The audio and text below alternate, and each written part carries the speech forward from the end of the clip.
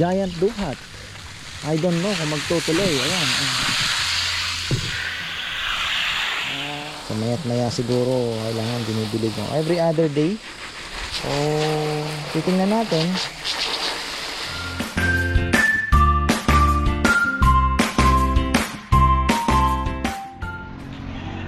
Ay, ayan, pakita ko lang po ito. Ayan, nakauwi na po ako at si Chichi, pinauna na ako ni Bebe kasi alam niya marami pa akong gagawin.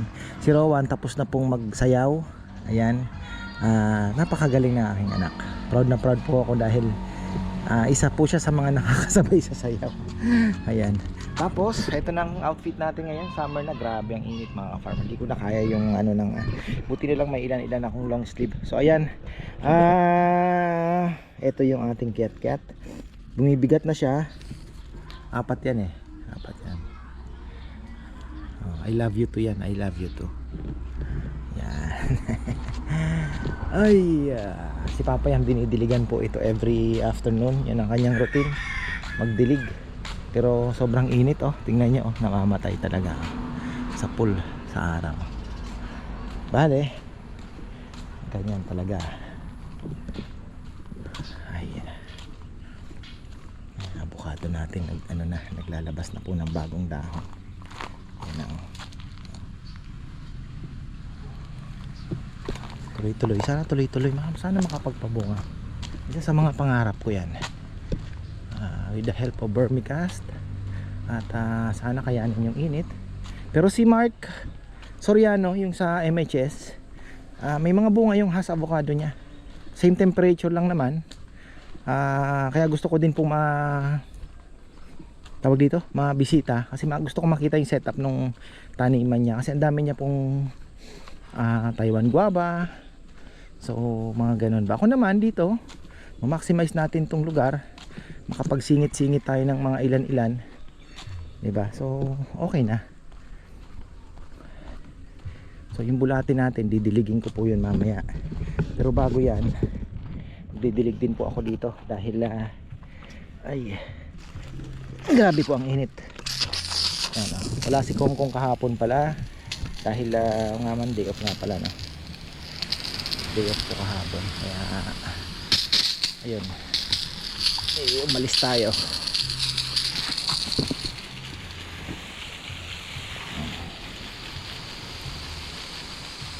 Ito na, si Ate Jinky nangingi ng kangkong. Sabi ko, mayroon tayo pechay. Sabi pupunta. Baka kasi wala na po talagang kangkong. Parating pa lang ang ating kangkong.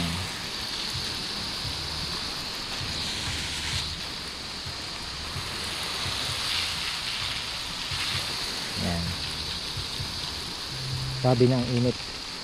Actually may amihan pa daw. Last first week of March mayroon pang bugso na inaasahan, pero hindi na ganun kalamig. Malalaki din yung radish natin ha. Ay laki din po yung iba.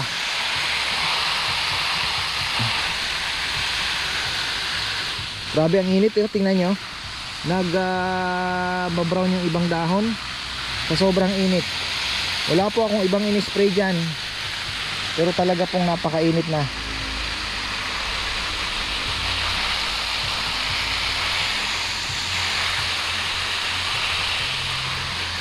Buti nga yung zucchini lumalaban ah. Kailangan natin magdilig. Wala pala alam ko lang kagabi magdilig ako.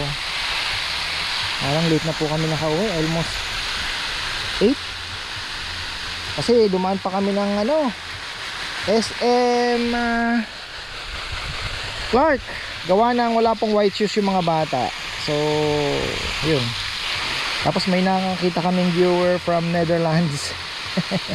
Sa sasakyan lang, ka-farmer, sabi niya gano'n. Nakakatuwa naman kako. Talaga nga naman Sana magkita po tayo dito sa kainan. Yan, meron na po kayong rason para pumunta. Pwede nyo i-treat yung inyong mga family. Tapos meron na po tayong bagong mga produkto. Nagkakaroon po tayo ng mga dried fish, selected dried fish dyan sa ating lechon house. At the same time ay may honey, pure raw honey, mga farmer, wild. Kaya swerte po kayo. Ano po yun? Actually, magkano ba kasi bentahan yung mga puro kasi talaga, yung mga pure ha? Kasi marami po ang fake. Sabi nga nila 3 out of 4 daw ng mabibili mong honey ay fake talaga. Marami po ang may halo, kung hindi man po pure. At yung iba ay cultured pa. Yung halaga na nila, no? Iba talaga yung wild. Yung sa atin po wild. Kaya abangan nyo mga farmer. Ako, excited na ako. Tinest ko na, nag freezer ako. So pag freezer nyo daw po ang honey na pure, hindi po siya titigas, pero parang caramelize lang siya na medyo po, alam mo yun, yung candy na malambot, ganun lang, thick ang magiging labas niya, hindi siya talaga titigas. So totoo nga. Tapos yun, yung konta ko naman po talagang legit talaga. Maakyat po siya sa mga puno. So sabi ko, kukuha ko sa'yo, susubok ako at tingnan natin, hindi naman nasisira kasi nagko-consume po ako ng honey ngayon. Tayo honey, olive oil. Ayan, yung ating mga ginagamit ngayon for health. For health. Ayan. Siyempre, hanapin natin yung diba? Kaya ako napunta doon kasi talagang nagpili muna tayo ng honey talaga na legit. At nung nasumpungan ko, sabi ko, pwede ko pala ibenta ito kako. Tubo ng kaunti, di ba? Nakapagpasahod ka ng, ilabas mo yung sahod ng isang tao. Di ba? Sa isang weekend, pwede na. Not bad, di ba? Ngayon lang naman, hindi po kasi sasapat yung sipag sa buhay. Para makaangat, kailangan natin pagsamahin ang sipag at diskarte. Huwag naman sobrang basta naandun pa rin tayo sa tama, diba? Yan naman po ang ating pinagsisikapan. Kaya yung dried fish, yun po ay presyong po yun, presyong balanga lang. Diba? Parang pupunta lang kayo ng balanga, dinala ko na lang dito yung balanga, pero yung price parehas lang po. Baka mas mura pa, tingnan natin kung mapapamura pa po natin. Kaya ako'y excited na rin.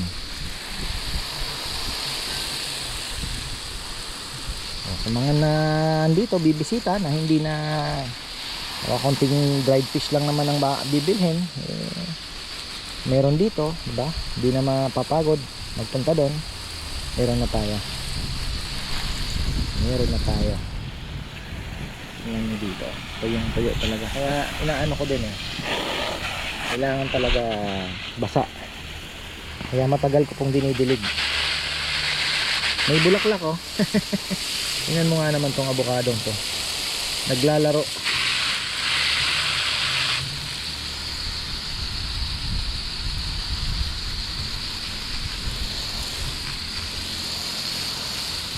Mamayang gabi magdidilig pa tayo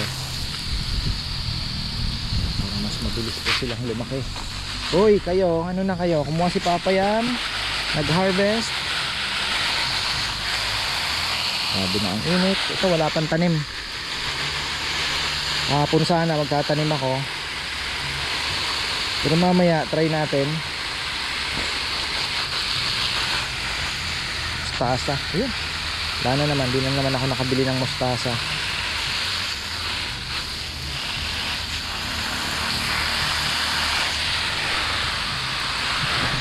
Balikan natin yung bulate, babasain ko din po. Ayan ito yung tinaniman ko ng kangkong ng isang araw, kami ni Naynay. Hindi nabasa, pero ayan, okay na.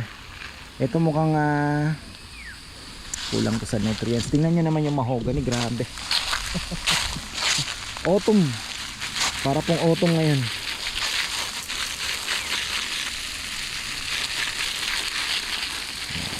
Baliktad ang autumn, Dapat 'di ba ano yan, bago mag taglamig, 'di ba? Ngayon bago mag summer.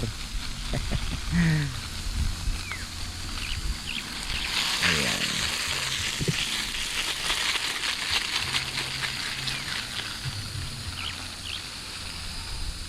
May bulaklak pala yung ating giant duhat.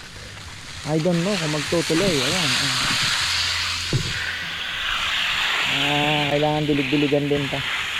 Bala ko pa namang bagay ito, gusto kong putulin, yung pinakamababang sanga. Nabawasan pa. Yung giant duhat natin yan. Actually ito pasanga din to, mga ka-farmer, hindi po yan grafted. Yan po ay pasanga. Kitang-kita nyo naman, sanga talaga. Yung grafted po mukhang puno siya. Pagka unang tingin at nakita nyo parang sanga lang na tinusok, yan po ay pasanga lang. Markot. Tinatawag nilang bonsai. Ayaw nilang sabihin na markot. Inuulit-ulit natin yan. Ito, tingnan nyo. Kita nyo yan?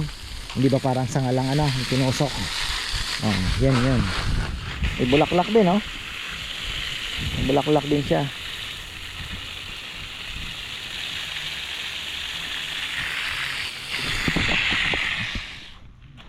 Yan, basahin natin yung ating bulate. Ayan. Kasi mga farmer nung nakaraan, si Kongkong, hindi ko po alam kung ano niya to, kasi kahapon pala wala siya sabi ko pa naman sa kanya, bukas ulit ako basain mo.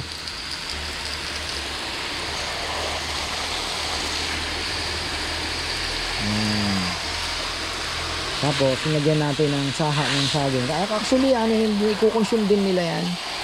I-consume din po nila yan.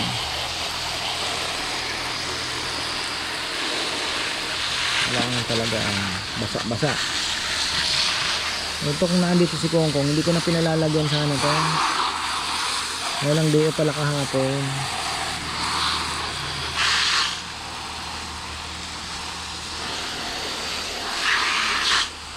Ano lang po, 400 lang po ang kilo ng worms. Ayan. ANC, African night crawlers natin. So 400 lang po ang kilo. Actually ito hindi na bago sa akin dahil nag-alaga na rin po tayo nito noon pa. Talagang hilig natin hilig ko nga yan, meron din po akong naalala nyo nung mga unang vlog ko, meron din akong in-introduce na ganito, yun nga, yung fertilizer. Tapos ayun nga, Carabao manure din ang ibinibigay ko.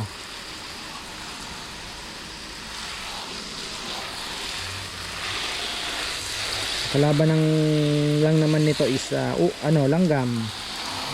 Tapos yung moisture, dapat wag niyo pong bibitawan sa right moisture yan. Gusto niyan laging mamasa-masa. Pero ayaw niya naman ng sobrang basa. Pero pag nag-dry po, lalayasan ka ng bulate or mamamatayan ka.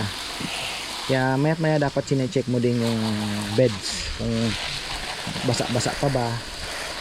Yung napaka-importante.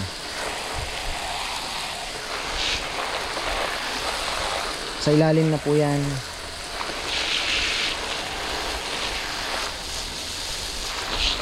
Pakadali lang naman mag-alaga nito. Basta ang pagkain, huwag niyong bibitinin. Yung iba po ang ginagawa, puro Carabao manure, 'di ba? Lalagyan na po nila hanggang maubos po. Pag naubos na, haharvestin na nila, sasalain na nila. Kukunin po nila yung lahat. Or yung iba naman, kagaya nito, tayo po pang personal lang naman. Ang gagawin ko, maglalagay lang ako sa ibabaw ng pagkain po nila. And then i-scrape lang tayo nung fertilizer. Tapos ayun, lalagay ka na naman ng Carabao manure sa ibabaw. Hindi na po natin haharvestin. Parang ang mangyayari, ito magiging tirahan na po nila itong to. Ganyan po ang gagawin natin. Ayan.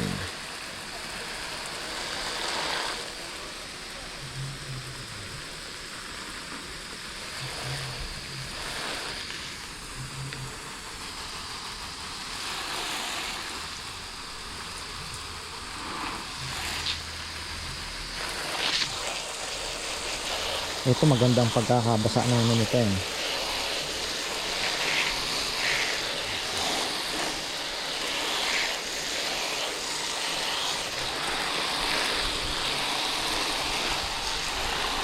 Ito malaking tulong po ito.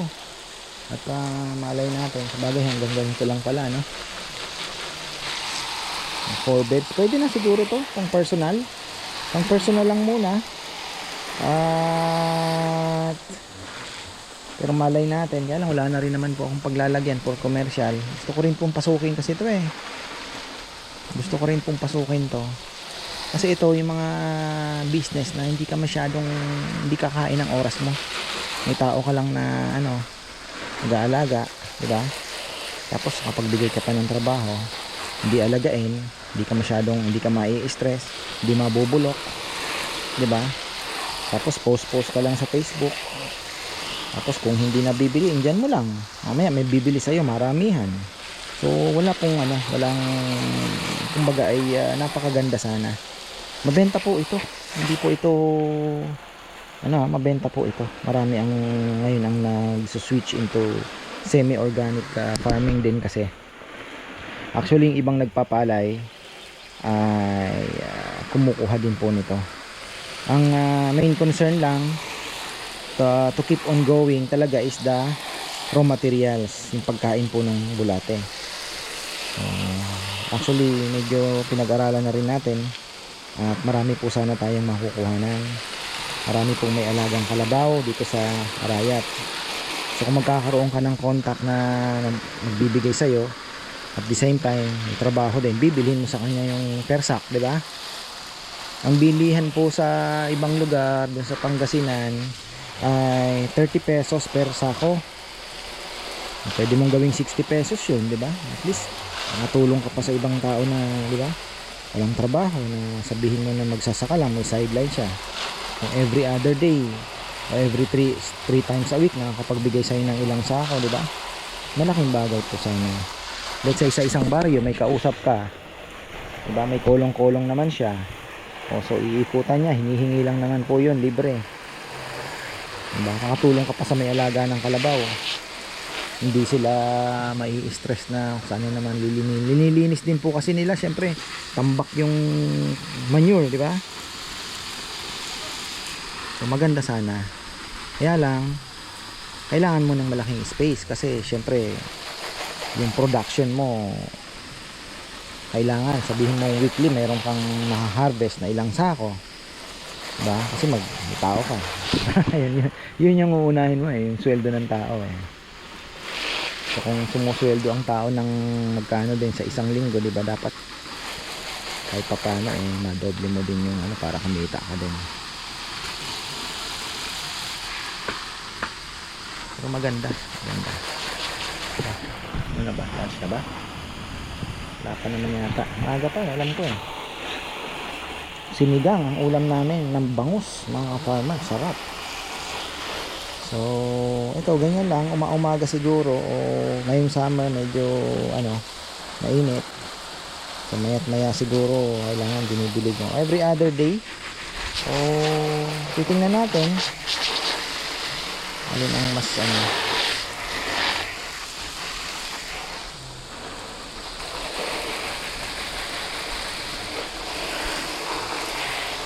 sabi ko wag kayong kukuha ng pamingwit at kukuha ng bulate dito, nasasakal ko kayo.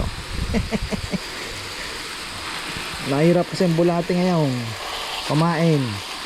O ngayon ang gagawin nyo, kukuha dito mabilisan. Ano ko, wag na wag, kulang pa nga yan sana bukas makakuha sila. Sabi ko gusto ko sanang pumunta doon sa binilangan nito, bibili ako ng vermicast pa. Naisip ko naman konting kembot na lang, makakapag-produce na rin naman tayo.